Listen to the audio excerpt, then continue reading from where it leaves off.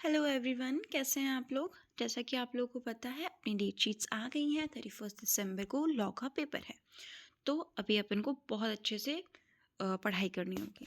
तो अभी अपन करने वाले हैं इंडियन कॉन्ट्रैक्ट एक्ट 1872 का इंडेक्स। अपने को अभी इन 10 दिनों में क्या करना है, जितने भी बेयर एक्ट हैं उन सब का इंडेक्स बहुत अच्छे से याद करना है, प्लस PYQs करना है। ठीक, अगर इतना कर लेंगे इन 10 दिनों में तो अपना हो जाएगा।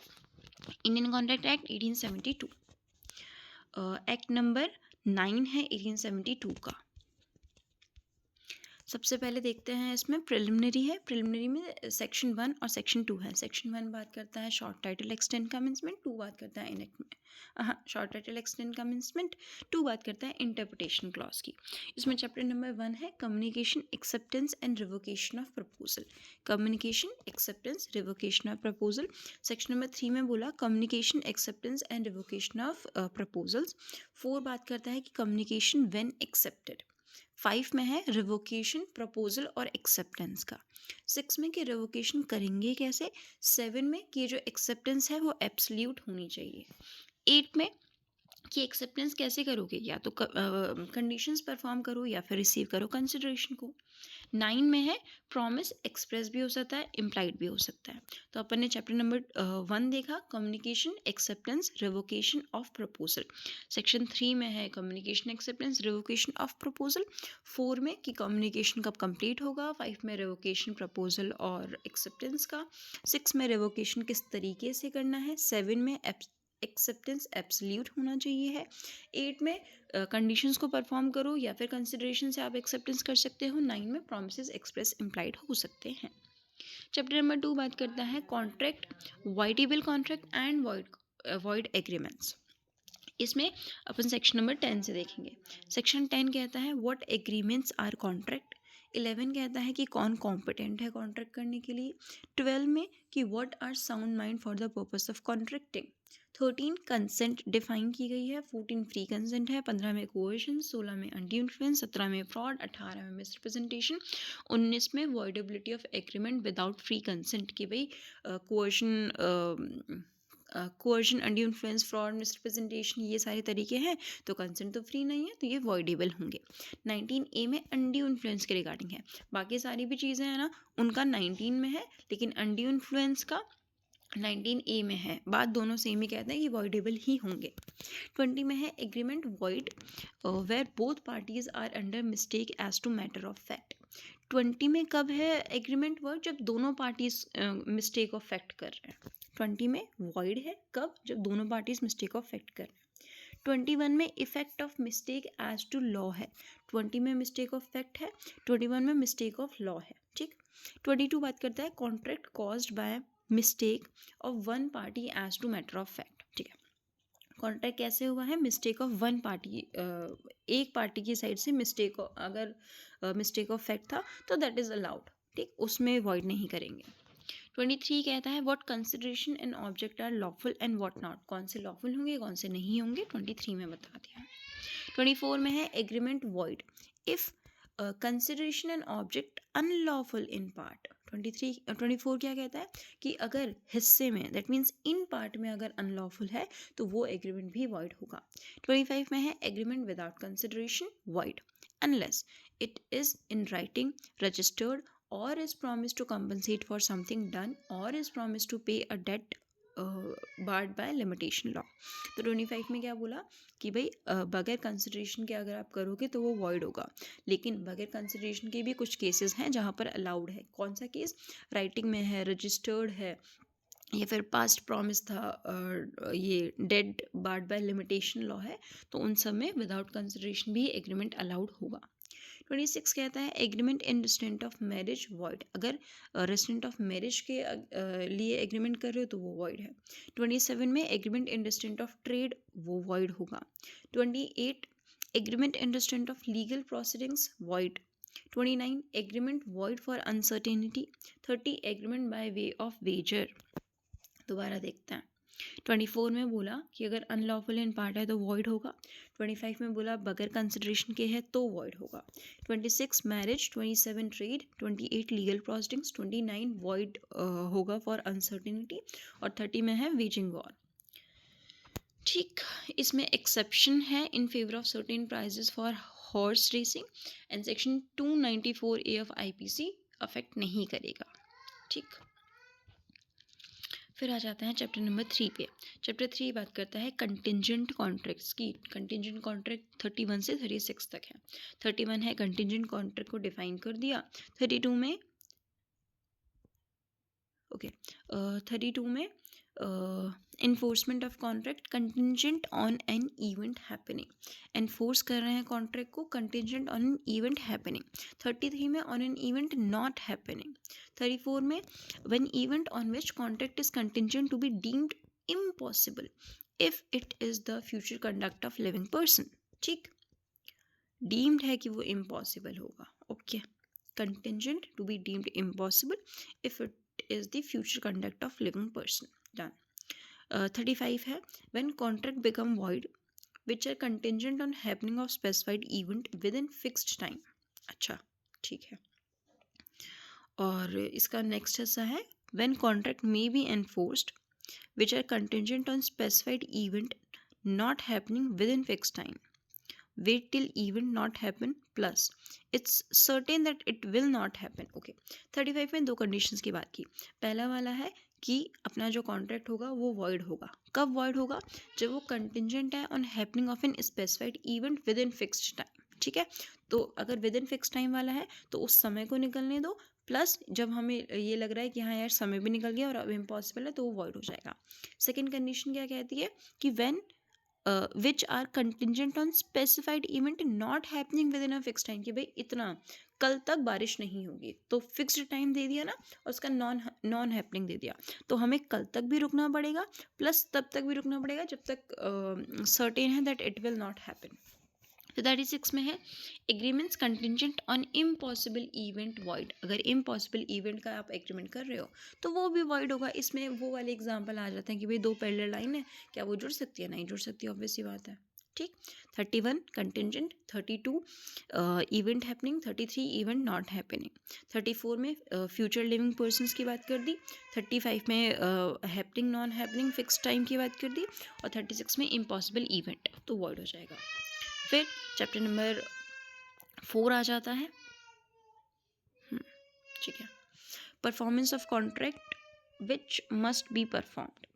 ओहो, परफॉर्मेंस ऑफ कॉन्ट्रैक्ट्स, उसमें पहली हेडिंग है contract which must be performed. तो 37 बात करता है obligation of parties to contract, कि भाई पार्टीज की ऑब्लिगेशन है कि उन्हें कॉन्ट्रैक्ट परफॉर्म करना ही होगा। 38 में है effect of refusal to accept offer of performance. अच्छा, जो परफॉर्मेंस का ऑर्डर था उसको अगर आपने रिफ्यूज़ कर दिया, ठीक, तो उसका इफेक्ट क्या होगा। 39 में है effect of refusal of party to perform promise wholly. Okay, 39 को अपन एंटिसिपेटरी ब्रीच के नाम से भी जानते हैं। ठीक, फिर हेडिंग है by whom contract must be performed, कौन करेगा परफॉर्म। 40 में है person by whom promise is to be performed. 41 effect of accepting performance from third person. अच्छा, तीसरी पार्टी से अगर आपने एक्सेप्ट कर लिया तो उसका इफेक्ट क्या होगा। 42 डिवोल्यूशन ऑफ जॉइंट लाइबिलिटीज़ है, 42 में डिवोल्यूशन ऑफ जॉइंट लाइबिलिटी है और 45 में डिवोल्यूशन ऑफ जॉइंट राइट्स है। ठीक, 43 में है any one of the joint promisors may be compelled to perform. 44 में है effect of release of one joint promisor. ठीक, 46 में है time for performance of promise where no application is to be made and no time is specified. ठीक, तो ये कह रहे हैं कि टाइम है फॉर परफॉर्मेंस ऑफ प्रॉमिस जहाँ पे एप्लीकेशन कि भाई कब करना है वो नहीं बोला है, प्लस टाइम स्पेसिफाई नहीं किया है, तो वो 46 है। 47 time and place for performance of promise where time is specified and no application is made. 47 में क्या है कि टाइम तो बता दिया है लेकिन कोई एप्लीकेशन नहीं किया है। 48 में है application for performance on certain day to be at proper time and place, यहाँ पे हमने प्रॉपर टाइम और प्लेस बताया है। 46 में क्या था, नो एप्लीकेशन नो टाइम। 47 में क्या है, टाइम तो स्पेसिफाइड है पर नो एप्लीकेशन। 48 में प्रॉपर टाइम एंड प्लेस है। 49 में place for performance of promise where no application to be made and no place fixed for performance. ठीक, एप्लीकेशन भी नहीं है, प्लेस फिक्स्ड भी नहीं है फॉर परफॉर्मेंस। 50 में है परफॉर्मेंस इन मैनर और एट टाइम्स प्रिस्क्राइब्ड और सेंक्शनड बाय प्रोमिसी। ठीक, 46 से 50 तक था ये सब कुछ, time and place for performance 46 से 50। फिर performance of reciprocal promises, reciprocal promise अब देख लेते हैं। ये सारे इंपॉर्टेंट नहीं है एग्जाम के लिए, पर फिर भी हम एक बार देख रहे हैं, जस्ट रिव्यू इतना अगर देख लेंगे ना तो भी सफिशेंट है। 51 है promiser not bound to perform unless reciprocal promisee ready and willing to perform। जो promiser है वो बाउंड नहीं है परफॉर्म करने के लिए, कब तक, अनलेस कि जो रेसिप्रोकल प्रोमिसी है ना वो रेडी और विलिंग हो परफॉर्म करने के लिए। 52 order of performance of reciprocal promises की ऑर्डर क्या होगा, पहले कौन करेगा बाद में कौन करेगा। 53 तो 51 में तो परफॉर्म करने की ज़रूरत नहीं है जब तक सामने वाला रेडी विलिंग नहीं है। 52 में ऑर्डर क्या होगा। 53 में है liability of party preventing event on which the contract is to take effect, कि जिस इवेंट पे वो कॉन्ट्रैक्ट इफेक्ट होना था पार्टी अगर प्रिवेंट कर रही है तो उस पार्टी की लाइबिलिटी क्या होगी। 54 में है effect of default as to that promise which should be first performed in contract consisting और रेसिप्रोकल प्रॉमिसेस। ठीक है, वो वाला प्रॉमिस जो पहले परफॉर्म किया जाना चाहिए था, अगर उसका डिफ़ॉल्ट हो चुका है तो अब क्या होगा, उसका इफ़ेक्ट क्या होगा 54 में। 55 है effect of failure to perform at a fixed time in contract which is essential. भाई टाइम एसेंशियल था, उस टाइम पे आपने परफॉर्म नहीं किया तो effect of such failure when time is not essential, अगर टाइम एसेंशियल ही नहीं है तो क्या इफ़ेक्ट होगा। Effect of acceptance of performance at time other than agreed upon, जिस समय पर एग्री किया था उसके अलावा अगर आप एक्सेप्टेंस कर रहे हो। ठीक, तो ये 55 हो गया।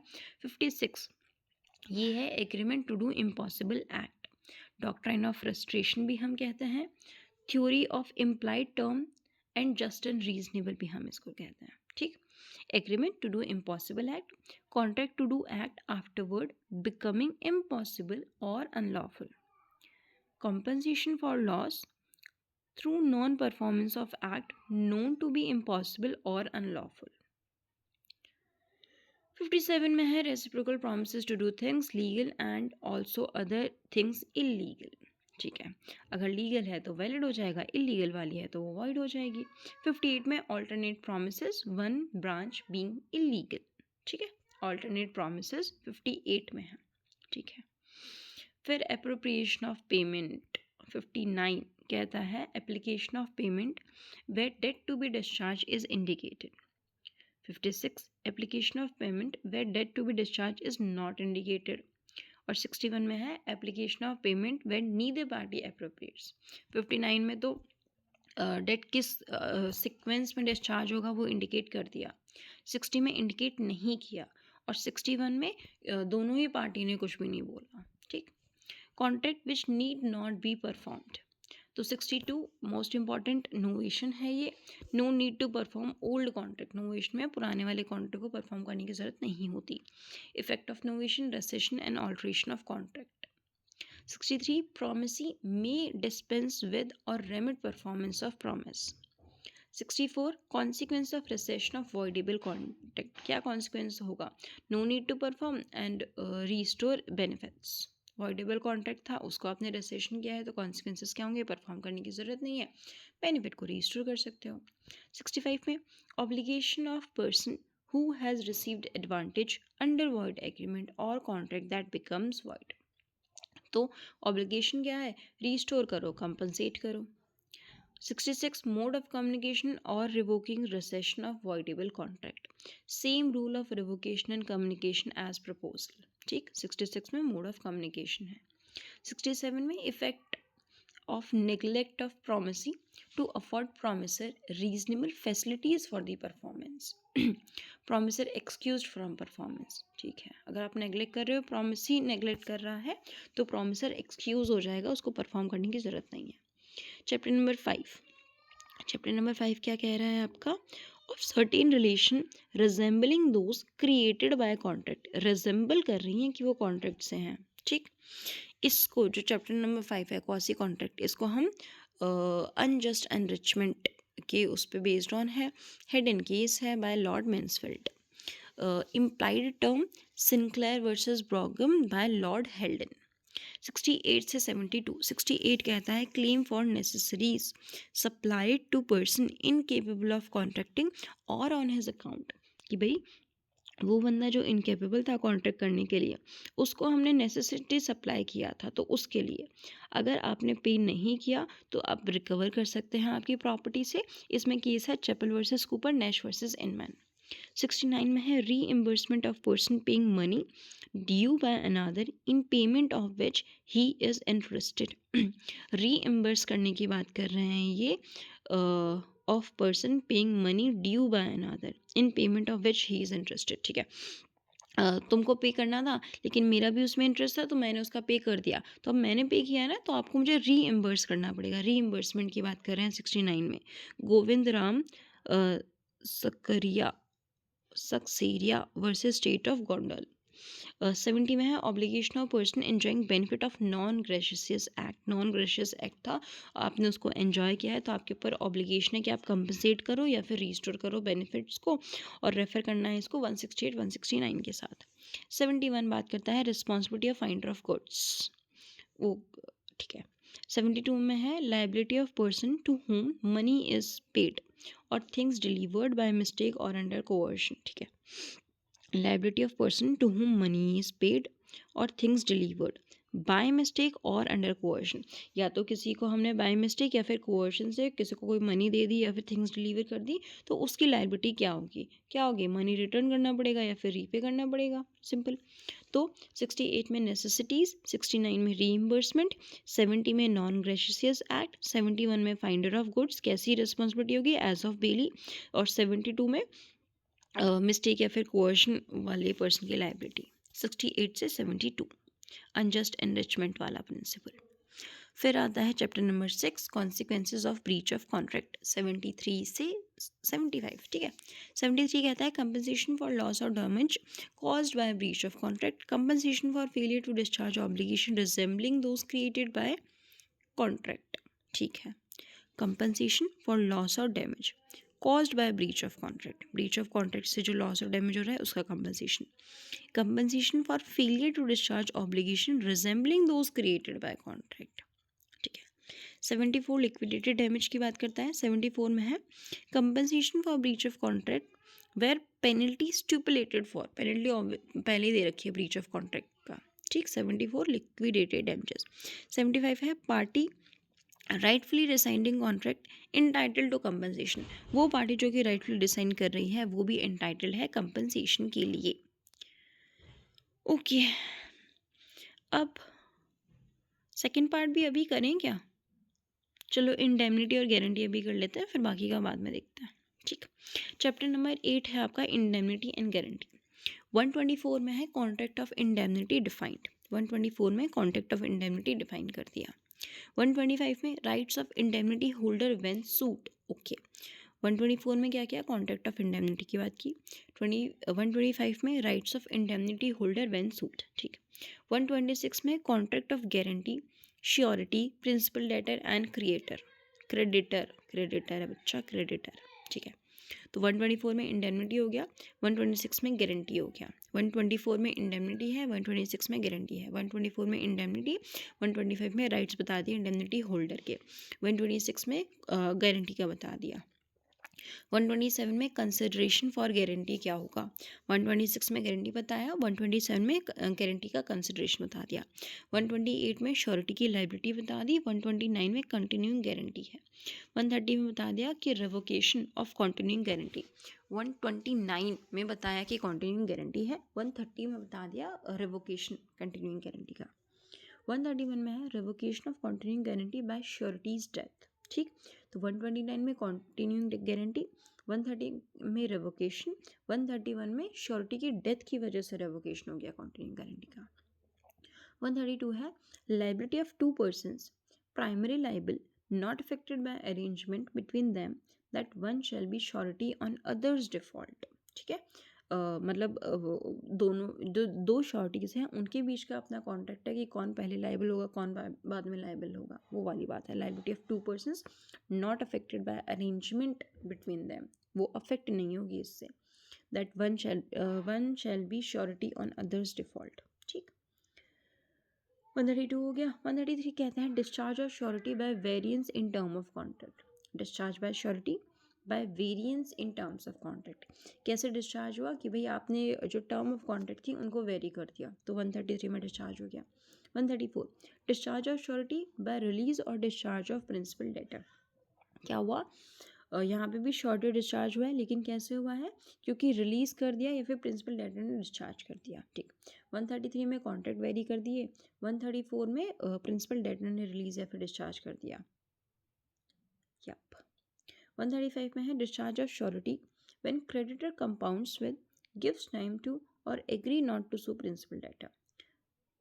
ठीक है, इसमें क्या हुआ है कि जो प्रिंसिपल डेटर था उसने समय दे दिया या फिर एग्री कर लिया कि हाँ चल ठीक है मैं तेरे को सू नहीं करूँगा, क्रेडिटर को सू नहीं करूँगा, तो इस केस में भी शॉर्टी डिस्चार्ज हो जाएगा।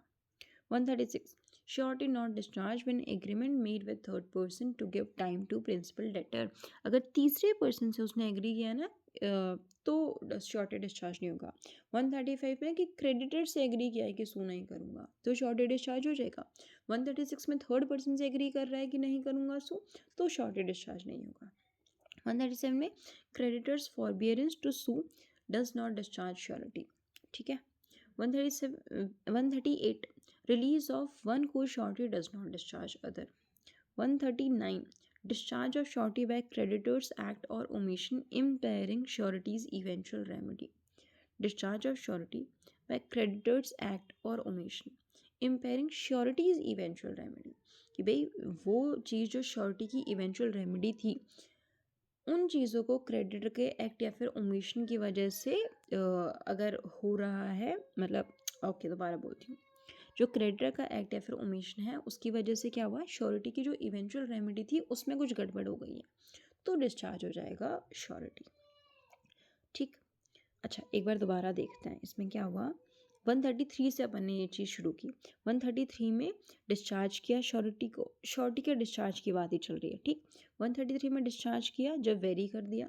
134 में डिस्चार्ज किया जब प्रिंसिपल डेटर ने रिलीज डिस्चार्ज कर दिया। 135 में शॉर्टी डिस्चार्ज हो गया जब प्रिंसिपल डेटर ने एग्री किया क्रेडिटर से कि सू नहीं करूँगा या फिर और समय ले लो। 136 में डिस्चार्ज नहीं होगा, अभी तक तो डिस्चार्ज हो रहा है ऐसा था। 136 में कि डिस्चार्ज नहीं होगा अगर थर्ड पार्टी से कॉन्ट्रैक्ट किया है। 137 में क्रेडिटर का फॉरबियरेंस है टू सू, तो भी डिस्चार्ज नहीं होगा। और 139 बात करता है कि क्रेडिटर के किसी एक्ट या फिर ओमिशन की वजह से श्योरिटी की इवेंचुअल रेमेडी ख़त्म हो गई है तो श्योरिटी डिस्चार्ज हो जाएगा। 139। 140 में है rights of surety on payment और performance. 141 surety's right to benefit of creditor securities. 142 guarantee obtain by misrepresentation invalid. अच्छा, आपने जो गारंटी है वो मिसरिप्रेजेंटेशन से ली थी तो वो इनवैलिड है। 143 में कंसीलमेंट से गारंटी ली थी तो वो भी इनवैलिड है। 142 143 ठीक। 144 है guaranteed contract that creditor shall not act on it until कोई श्योरिटी जॉइंस। ठीक है। 145 implied promise to indemnify surety. Implied promise to indemnify surety 145. Co-surety is liable to contribute equally. Okay. 147 liability of co-surety is bound in different sums. ठीक। 147 ठीक है। अपन ने इसको शुरू किया था 126 से 147 तक पहुंच गया ये। 124 में इंडेमनी था, 126 में गारंटी थी, 127 में कंसिडरेशन गारंटी का, 128 में शॉर्टी की लाइबिलिटी, 129 130 131 कॉन्टिन्यूइंग गारंटी आ गए। ठीक, फिर डिस्चार्ज अपन ने देखा 133 से। डिस्चार्ज श्योरिटी का कब हो रहा है, जब कॉन्ट्रैक्ट जब टर्म्स वेरी हो रही हैं। 134 में जब प्रिंसिपल डेटर रिलीज डिस्चार्ज कर रहा है। 135 में जब प्रिंसिपल डेटर ने क्रेडिटर को एग्री कर दिया है, सू नहीं करेगा। और 137 में नहीं 139 में जब क्रेडिटर के किसी एक्ट ओमिशन की वजह से शॉर्टी की इवेंचुअल रेमेडी इम्पेयर हो गई है। अब कब डिस्चार्ज नहीं हो रहा है, तो 136 137 138 में डिस्चार्ज नहीं हो रहा। 136 में क्या है कि एग्रीमेंट थर्ड पार्टी से किया। 137 में है क्रेडिटर की फॉरबियरेंस। 138 में है अच्छा ये तो नॉर्मल है, release of one cosurety does not discharge other. अच्छा एक कोर्स शॉर्टी को अगर रिलीज कर दे तो दूसरा डिस्चार्ज नहीं होगा, ठीक। फिर उसके बाद हाँ चलिए तो सब ठीक है। फिर बेलमेंट, बेलमेंट है आपका चैप्टर नंबर 9 में, 9 में है बेलमेंट। 148 से शुरू करेंगे बेलमेंट और ये आ जाएगा 171 तक। बेलमेंट ऑफ प्लेजेस भी है फिर 181 तक, और फिर तो लास्ट एजेंसी है। चलो इसको भी देख ही लेते हैं क्या है। बेलमेंट 148 में हमने बोला बेलमेंट, बेलर और बेली को डिफाइन कर दिया। 148 ज़्यादा कुछ याद नहीं रखना। 124 में इंडेमनिटी है, 125 126 में गारंटी है, बस इतना याद रखो, हेडिंग याद रखो, बाकी सब तो अपने आप हो जाएगा, ठीक। अब 148 में बेलमेंट है, bailment, bailor, bailee. 148 149 bailee to delivery to bailee how made, की किस तरीके से डिलीवरी करोगे। 150 में bailor's duty to disclose fault in goods bail, जो चीज़ आप बेल कर रहे हो, जो गुड्स आप बेल कर रहे हो, अगर उसमें कोई फॉल्ट है तो बेलर की ड्यूटी है कि उसको डिस्क्लोज करे। 151 care to be taken by bailee, कि भाई मैंने तेरे को सामान दिया है ना, उसका ध्यान रखना। 151 152 bailee when not liable for loss etcetera of things bailed, bailee जब लायबल नहीं है लॉस के लिए। 148 में बेलमेंट, 149 में डिलीवरी कैसे करेंगे, 150 में 150 में bailor's duty to disclose faults in goods bailed. 151 care to be taken by bailee. 152 bailee when not liable for loss of things bailed. 153 termination of bailment by bailee's act inconsistent with condition, ठीक। फिर ये सारे हम ignore कर देते हैं, ठीक, कर दिए एक्चुअली हमने। फिर है प्लेज 172 में, ओके अपन ने 148 में बेलमेंट बोला, 148 में बेलमेंट बोला, ठीक। फिर 172 में प्लेज, 148 172 172 में हम प्लेज बोल रहे हैं, ठीक ठीक। फिर 180 181 छोड़ो, चैप्टर 10 क्यू फैसेट पर एल फैसेट पर से, अच्छा ठीक है। एजेंसी में है appointment and authority of agent. 182 में है एजेंट एंड प्रिंसिपल डिफाइंड। 182 में 182 ठीक। 182 में एजेंट डिफाइन कर दिया। 183 में कौन एम्प्लॉय करेगा एजेंट को। 184 में कौन एजेंट होगा। 185 में कंसिडरेशन नेसेसरी नहीं होती एजेंसी में, ठीक, कंसिडरेशन नॉट नेसेसरी। 186 में एजेंट्स अथॉरिटी में बी एक्सप्रेस और इम्प्लाइड। 187 डेफिनेशंस एक्सप्रेस और इम्प्लाइड अथॉरिटी। अच्छा हमने बोला ना 186 में कि एजेंट की अथॉरिटी एक्सप्रेस इम्प्लाइड हो सकती है, ओहो, तो 187 में हमने बता दिया एक्सप्रेस और इम्प्लाइड अथॉरिटी क्या है। 188 एक्सटेंट ऑफ एजेंट अथॉरिटी, की किस एक्सटेंट तक वो जा सकता है, तो सारी लॉफुल काम करेगा और वो सारे काम जो कि ऑर्डिनरी कोर्स ऑफ बिजनेस में किए जाते हैं। 189 agent authority in an emergency में उसकी क्या अथॉरिटी है। All act to protect any loss as ordinary prudent person, ठीक। 182 में एजेंट, 183 में कौन एम्प्लॉय करेगा, 184 में किसको एम्प्लॉय करेगा, 185 में कंसिडरेशन नेसेसरी नहीं होता है एजेंसी में। 186 एजेंट की अथॉरिटी एक्सप्रेस एम्प्लॉयड हो सकती है। 187 एक्सप्रेस एम्प्लॉयड अथॉरिटी क्या होती है। 188 एक्सटेंट कितना होगा, और 189 में इमरजेंसी में वो क्या काम करेगा, कैसे काम करेगा। फिर सब एजेंट है, सब एजेंट 190 में है when agent can not delegate, ठीक। 190 कब एजेंट डेलीगेट नहीं कर सकता। 191 है सब एजेंट, ठीक। 190 क्या है, कब एजेंट डेलीगेट नहीं करेगा।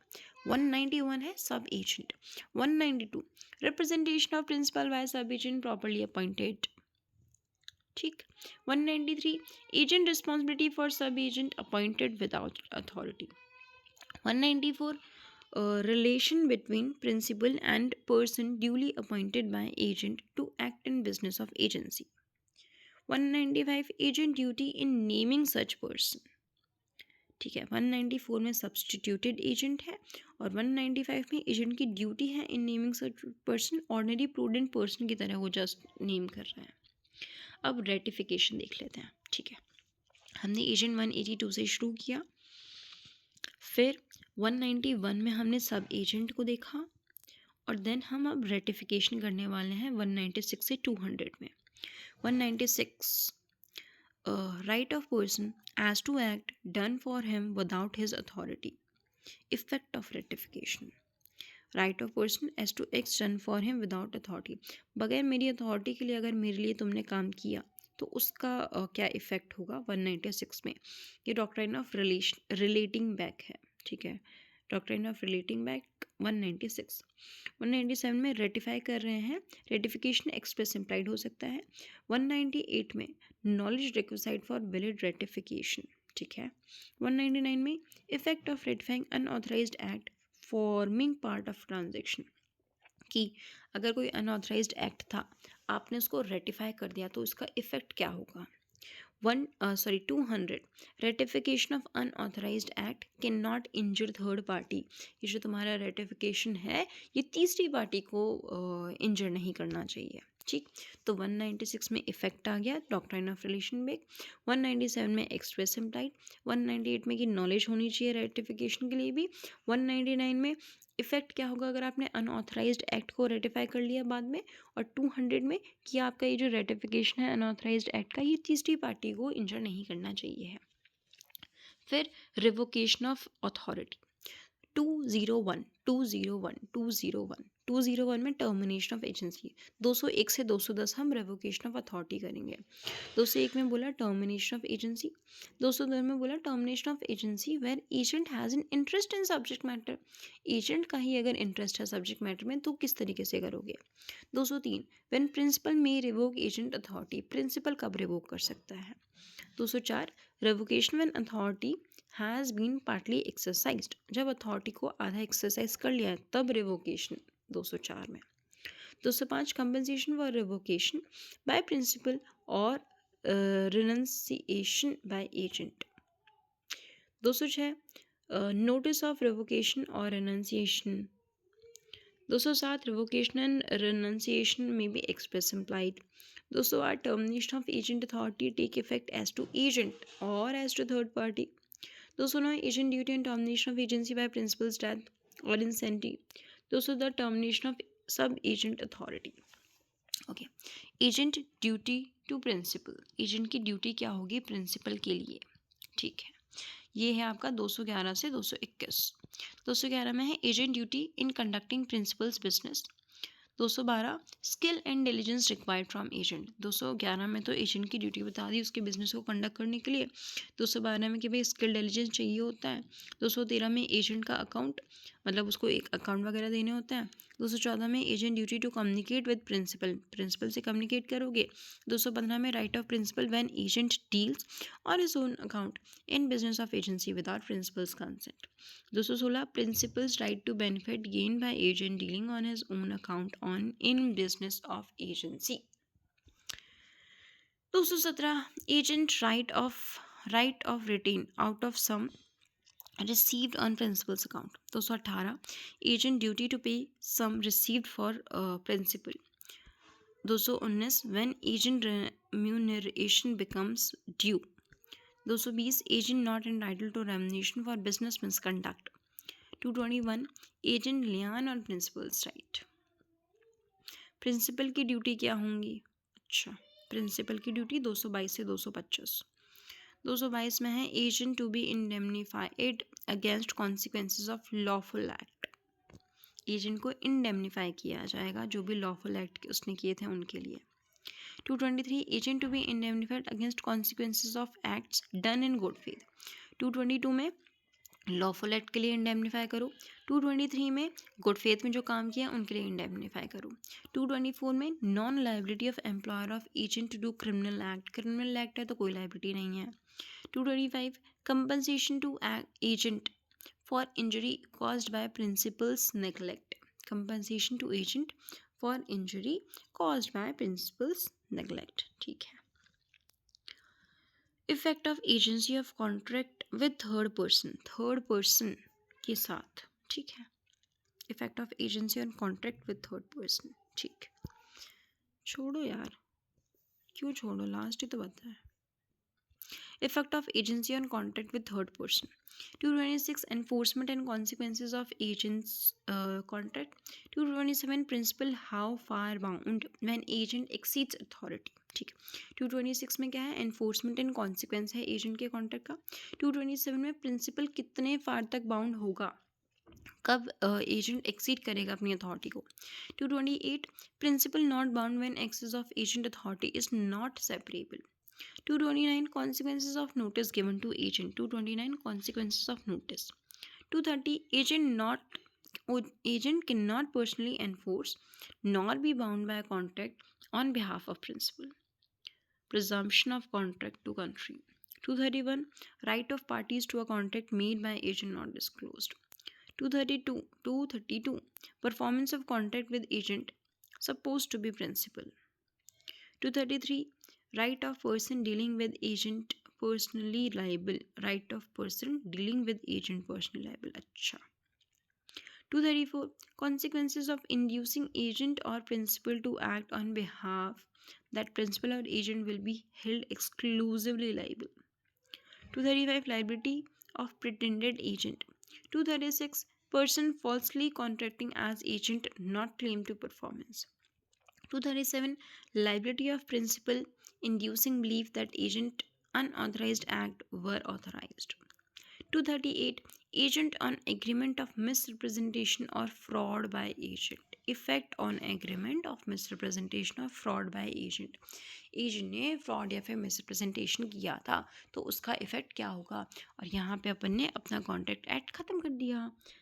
ओके ठीक, अपन यहाँ पे क्या कर रहे हैं, एक दूसरे के साथ पढ़ रहे हैं. टू बी वेरी सीरियस, मैंने ये कंप्लीट सिर्फ और सिर्फ इसलिए किया क्योंकि मैं आप लोगों के साथ कर रही थी, तो आप भी साथ में करो ताकि हम कंप्लीट कर पाएँ.